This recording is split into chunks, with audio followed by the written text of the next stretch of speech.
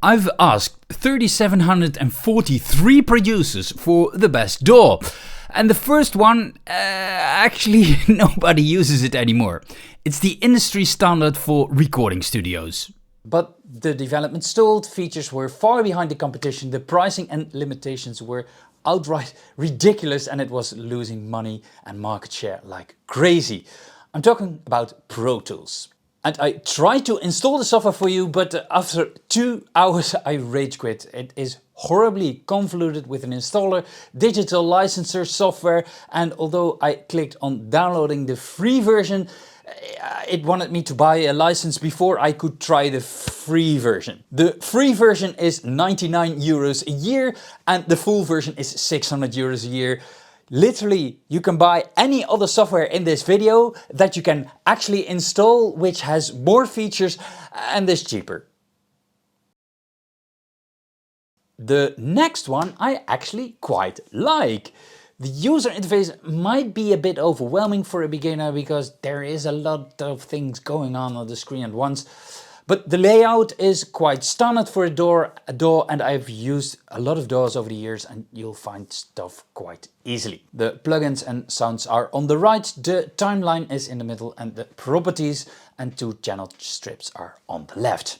The advantage of this DAW is that it is free and you can use third-party VST plugins, which not a lot of free apps allow you to do. Also, the installation process is something that a lot of software in this list can learn a lesson or 2, maybe 3 from. I'm pleasantly surprised by the versatility and the usefulness of the software for a free app, but regretfully it works only on Windows. It's called Cakewalk by BandLab, not to confuse by Cakewalk by Cakewalk and Cakewalk Sonar, Cakewalk Next or BandLab by BandLab, but this is Cakewalk by BandLab, I think.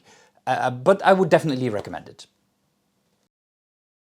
The next DAW on this list suffers from the same problems as Pro Tools. I promise it will get better in this video.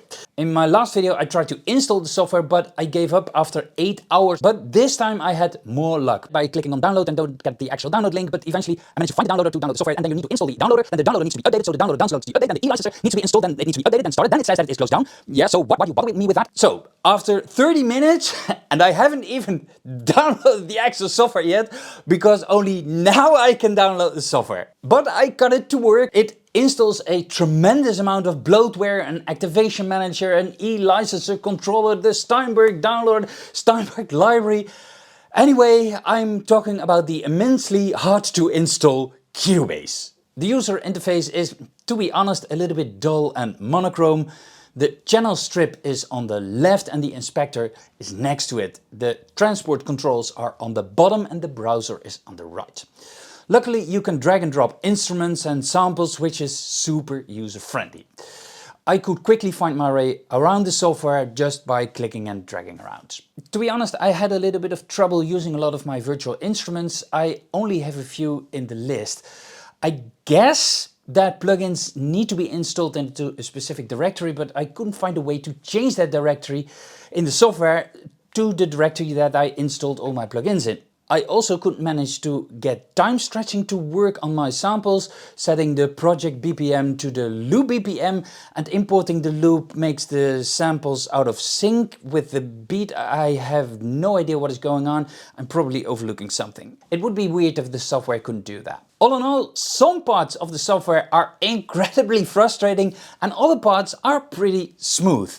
The software definitely has its strengths and I could see myself using it, but the ridiculously complicated installation process and the fear of not being able to reinstall it again after my Windows crashes again, yeah, makes it a no-go for me. If I could give Steinberg a tip, ditch the bloatware, ditch the installer and integrate a installer-like thing in the DAW itself, like any other software in this list. The light version of Cubase costs $99 and the full version is $600. The next DAW is one of the newer DAWs around. It came out a couple of years ago, but it fought its way in absolutely no time in between the big DAWs. The amount of stock plugins are pretty extensive. Everything you could possibly need is already in the software, but yeah, I'm not a big fan of the integrated synthesizers. But of course, it's no problem to add your own VST or ARA plugins. And this is the software that I use on a regular basis, mainly for voiceovers for my YouTube videos, because Fairlight and DaVinci Resolve absolutely sucks. It is not able to record audio without crackles on a Core i9 processor. It's absolutely ridiculous.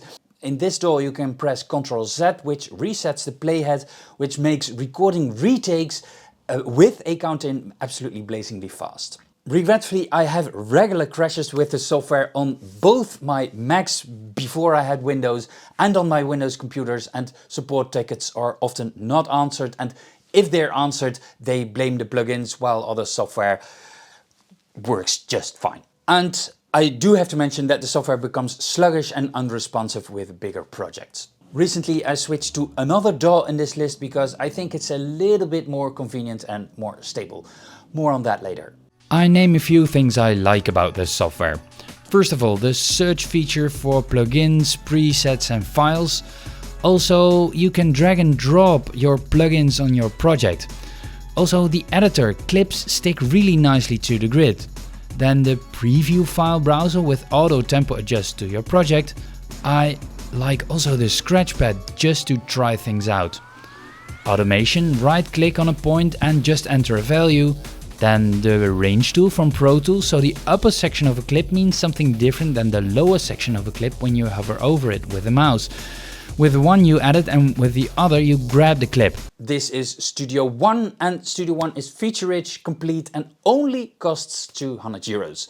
There is a free trial version available, and Melodyne to auto-tune your vocals is included, so you can finally make Madonna sing like an angel. And Studio One is also the software that I use to create a collection of chords, because I've always struggled a little bit with music theory. The D minor 7th suspended and the B major yada yada yada.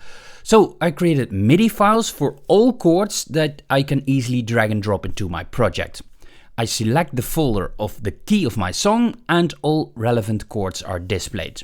The basic chords, but also all the variations of the basic chords, and chord progressions of all the big hits to increase the chances of producing a banger. Which makes making my songs so much faster and easier. Because I wanted to share this with you, you can now download this MIDI chords pack for just a couple of bucks. Because it's a collection of MIDI files, it works in all DAWs. I prefer not to do sponsorships, but this helps me to create videos, pay the rent and help the community with something useful. I noticed from my previous videos that a lot of people confuse audio editors like Audition and Audacity with DAWs. And although you can edit audio with DAWs, DAWs have extra features for things like tempo and transient detection, for example, to synchronize the audio with the beat grid. For example, putting a kick on every beat at 123 BPM is very hard to do in an audio editor. Not impossible, but very hard. And DAWs make it easier to create songs from scratch, while audio editors are made to edit existing audio. In the next DAW, I actually learned producing. It was my go-to DAW for years, but I grew extremely frustrated by the sheer amount of bugs that were in the software for years and the lack of development of the software. But I have to admit that I had it never crash on me, not once, despite the bugs. And my frustration grew because something simple like searching for a plugin wasn't possible for years. You had to plow through your whole big list of all your plugins, and then the mono version, the stereo version, all were in there.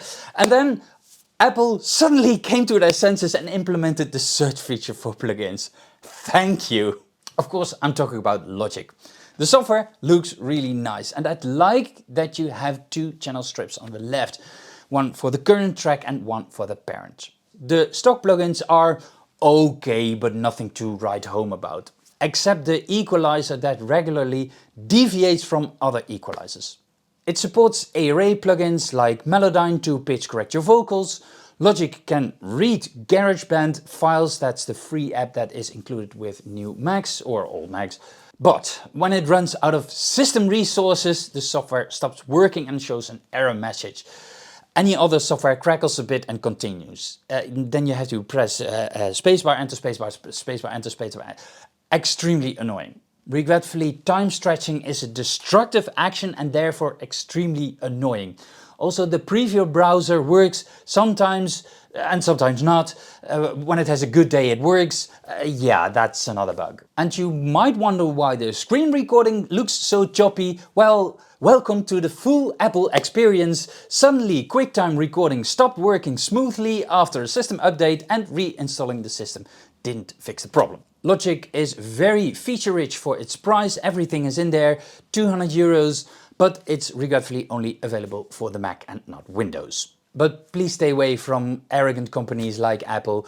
If you need support, you don't get it. And this is coming from a guy that has countless iPhones, iPods, iPads, iMacs, MacBooks for years, and I had my fair share of dealings with Apple's non-existing service. And now I'm curious, what is your favorite DAW? You can take the poll in the description, and you can also share in the comments with everyone why this is your favorite DAW, and mention at least 3 pros and 3 cons so other people watching this video can make an informed decision.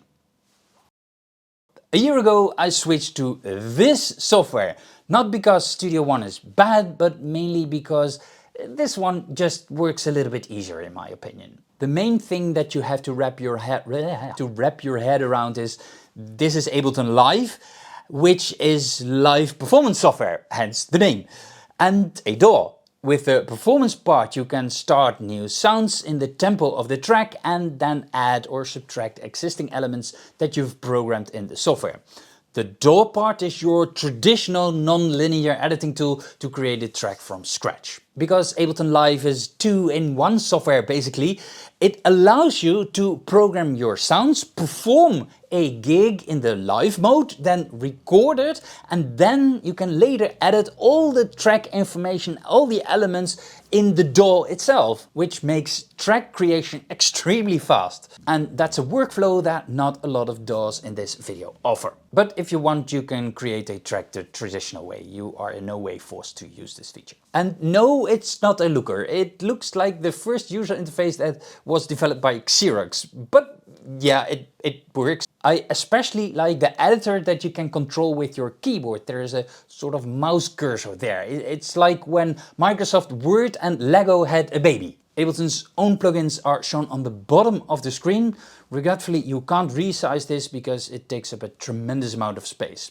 Third-party plugins show up with ugly buttons, but yeah, you can add some buttons, but yeah, might need some work. The stock plugins are pretty good, and especially the glue compressor is worth mentioning because of its good sound quality. I think this is one of the best DAW for beginners because it doesn't seem overly complicated with too many options and too many things on the screen, while all the features are still there.